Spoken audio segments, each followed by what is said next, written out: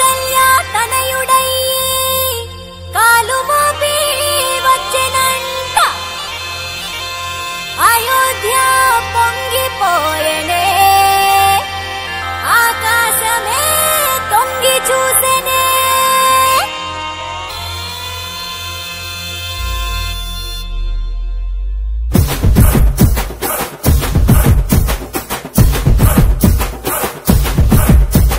మహావిష్ణువెత్తే రామ అవతారం ప్రజాగణం పలికినది జై శ్రీరామ్ కమ్ముతుంటే గగనమంత కాషాయం గుడవి పైన వేసినాడు తన పాదం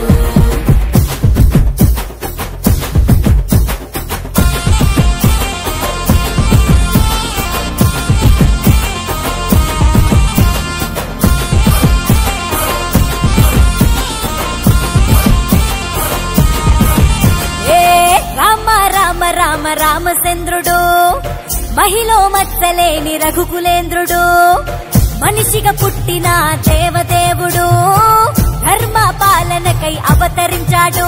ఒక బాణం ఒక సీత ఒక మాటే తన మార్గమట ఒక దెబ్బకి తాటకిని సంహరించాడు 10 తలల రావణుణ్ణి కూల్చేశాడు వంచిన వాలిని మట్టుబెట్టాడు ఏ ధరణి మీద ధర్మాన్ని నిలబెట్టాడు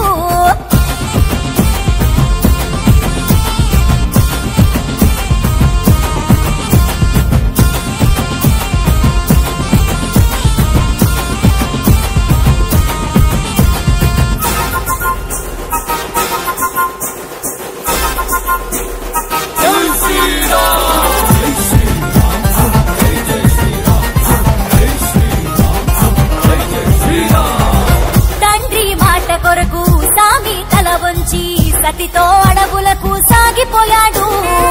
పోని రాజ్యాలు రాని కష్టాలు ధర్మం ఏనాడు తప్పనన్నాడు రాముని కాలు సోకి రాయి మనిషి అయ్యనంట శ్రీరామ భక్తితోటి శబరి నదిగా మారెనంట అల్పుడు నిందిస్తే ప్రాణ సఖిని వీడాడంట ప్రజల అభిష్టమే రాజధర్మమన్నాడంట బాణం ఒక సీత ఒక మాటే తన మార్గమట సాగరాన వారధిని నిర్మించాడు తెలుగు నేల భద్రాచలం సంచరించాడు గూడిని తన గుండెలకు హత్తుకున్నాడు పరస్త్రీలను తన తల్లిగా భావించాడు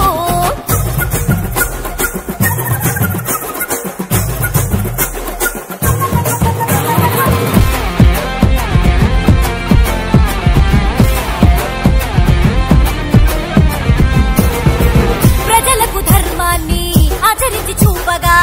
దేవుడే ఎత్తాడంట మనిషి జన్మను కారు అడవిలోన కటిక నేల మీద చేస్తూ వనవాసం సంచరించాడు శ్రీరామ నవమి నాడు అయోధ్యలో పుట్టాడంట శ్రీరామ నవమి నాడు సీతను పెళ్లాడాడంట అతడే అవని మీద ఆదర్శ పురుషుడంట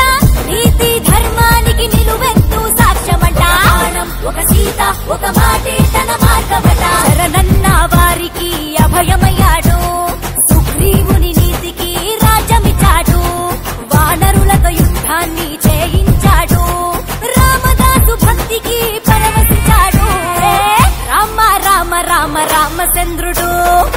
మహిలో మచ్చలేని రఘుకులేంద్రుడు మనిషిగా పుట్టిన దేవదేవుడు ధర్మ పాలనకై అవతరించాడు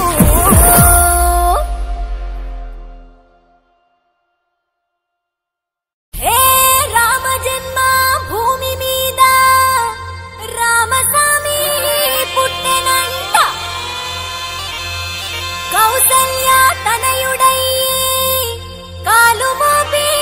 వచ్చెనంట అయోధ్య పొంగిపోయెనే ఆకాశమే తొంగి చూసెనే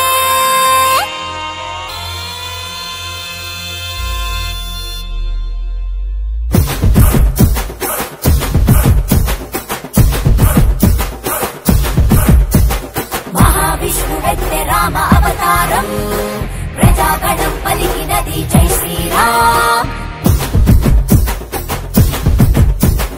కమ్ముతుంటే గగనమంత కాషాయం